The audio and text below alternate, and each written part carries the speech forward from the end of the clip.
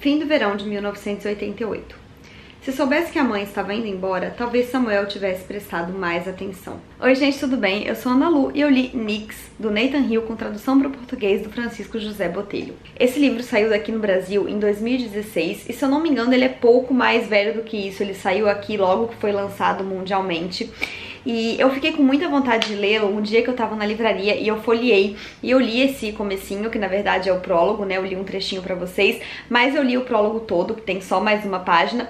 E em determinado momento, né, conta-se que o protagonista, quando estava na escola, na faculdade, na verdade, numa aula de biologia, ouviu falar sobre a jornada das tartarugas africanas que colocavam seus ovos na América do Sul todos os anos.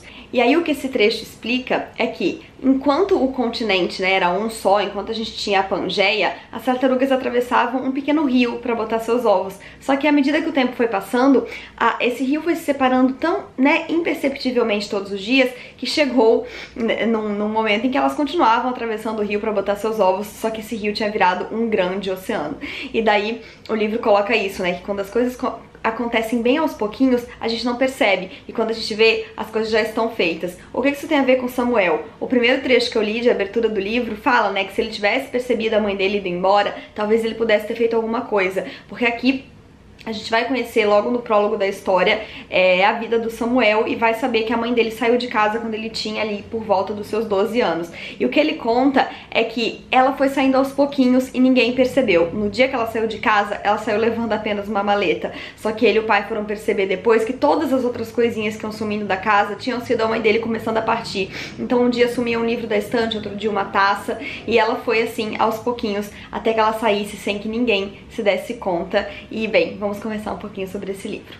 Bom, eu falei que o Samuel é o protagonista da história, mas na verdade aqui a gente tem dois protagonistas e uma história que se passa em várias linhas do tempo. A gente começa o livro no fim do verão de 1988, que é um momento em que Samuel se dá conta de que a sua mãe saiu de casa. Mas o tempo presente da história, que se passa no fim do verão de 2011, é quando a gente acompanha o Samuel, um adulto de 30 anos, professor de literatura frustrado, que não vê a sua mãe há muitos e muitos anos. E a gente acompanha também, em paralelo, a história de uma mulher que viralizou na internet com um vídeo em que ela tá com uma pedra num político conservador que tá pra se candidatar à presidência. Em determinado momento, ainda logo no início, Samuel vai descobrir que essa mulher é a sua mãe e vai ser o primeiro contato que ele vai ter com ela depois de todos esses anos. Como que a história dos dois vai se reencontrar? Samuel, há 10 anos atrás, ganhou uma grana aí de adiantamento para escrever um livro que ele nunca escreveu. O editor dele é o Guy Perriwink, e na época, né,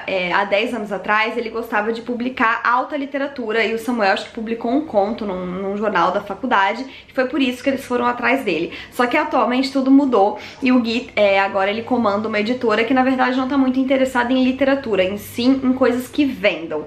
E por isso, quando ele vai cobrar de Samuel que ele entregue alguma coisa ou que ele devolva esse dinheiro, Samuel, desesperado, fala: sabe aquela mulher do vídeo? Ela é minha mãe, eu prometo um livro sobre a minha mãe.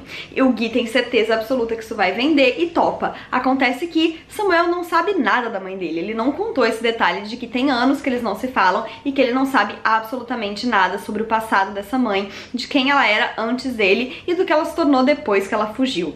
E a partir de então a gente vai acompanhar um longo romance, como eu falei, escrito em diversas linhas narrativas, onde a gente vai acompanhar tanto a vida do Samuel quanto a vida da Fay é a mãe dele atualmente, quanto a vida deles no passado. Então Samuel criança, antes e depois que a mãe sai de casa, e a Fay criança, né? A gente vai descobrir que a Fay é filha de um pai imigrante dinamarquês, bastante machista, bastante rígido, que criou ela dentro de fortes amarras, e que até por conta disso a vida dela virou uma grande fuga. Ela tá sempre fugindo de alguma coisa.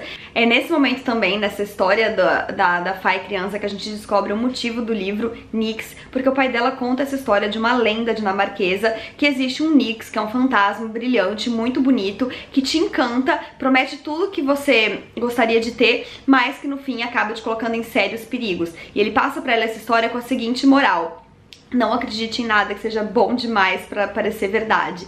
E ela, né, escuta essa história ainda criança e ela entra em pânico. E ela meio que vive a vida dela pensando nisso, em não acreditar em nada, em fugir das coisas. E quando ela repassa essa história ao Samuel, ela já viveu um pouquinho pra criar uma outra moral pra história. Ela diz que o que você mais ama é o que mais vai te machucar. E realmente isso acontece dentro em breve com o Samuel, porque a própria mãe dele sumiu de casa, era uma pessoa que ele amava. E não só a mãe sumiu, mas sumiram também, se mudaram dali os dois amigos de infância que ele tinha, que eram uma dupla de gêmeos, a irmã e o irmão. O irmão era o melhor amigo dele, o Bishop, e a irmã era a primeira paixão da vida dele, a Bethany, que era, enfim, ela tocava piano, enfim, ele era encantado por ela e pela arte que ela fazia. Todas as pessoas se mudam da sua vida no mesmo momento e ele entende que as coisas que você mais ama são as que mais têm poder de te machucar. E aí ele também vira uma pessoa meio que baleada pela vida nesse sentido e com medo de se envolver. Quando a gente conhece ele aos 30 anos, a gente percebe que ele não construiu muita coisa na vida, que ele é frustrado e que além de não construir relações, ele não construiu muita coisa, ele tá meio que perdido e a partir desse momento ele vai então tentar descobrir como retirar a história da sua mãe. Em contrapartida com isso, a gente vai acompanhando então a história da mãe dele e essas coisas vão acontecendo em paralelo.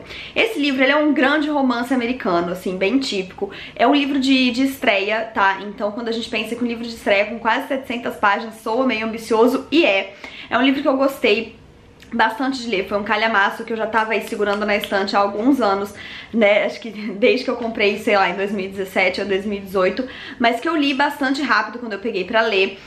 O Nathan tem uma literatura que contagia, sim, eu chegava a sentar pra ler 30 páginas e lia 200 de uma vez, mas ele tem algumas falhas. Como eu falei, ele é um grande romance americano porque aqui a gente vai ter uma história, né, de relacionamentos, de buscas, de anseios, de pessoas, de família. Só que o que a gente tem de principal aqui, que não deixa de estar presente em momento nenhum, é um pano de fundo histórico bem americano. Então a gente tem pedaços da história dos Estados Unidos que vão se desenrolando em meio a isso. A gente tem, por exemplo, o movimento hippie.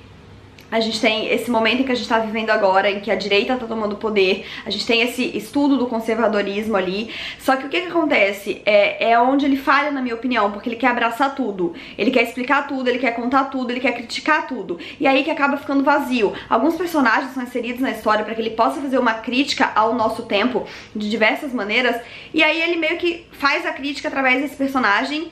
Ele explora o personagem um pouco além do que seria um mero personagem secundário e depois ele esquece do personagem. Então, o personagem tá ali, a gente entende a princípio que ele tá ali pra ter alguma influência na vida do Samuel, mas esse personagem é explorado sozinho por um tempo pra depois sumir. Por quê? Porque ele quis usar o personagem pra fazer uma crítica à sociedade que acaba ficando vazia quando esse personagem desaparece. Então ele quis fazer muita coisa aqui, ele quis colocar muita crítica aqui, e quando a gente atira pra todos os lados, eu acho que a gente acaba não acertando em nenhum, né? Eu acho que no fim das contas o livro é sim sobre a Fay e o Samuel, mas ele acaba se perdendo um pouco quando coloca todas essas tramas secundárias em volta que, repito, ele não desenvolve bem o suficiente.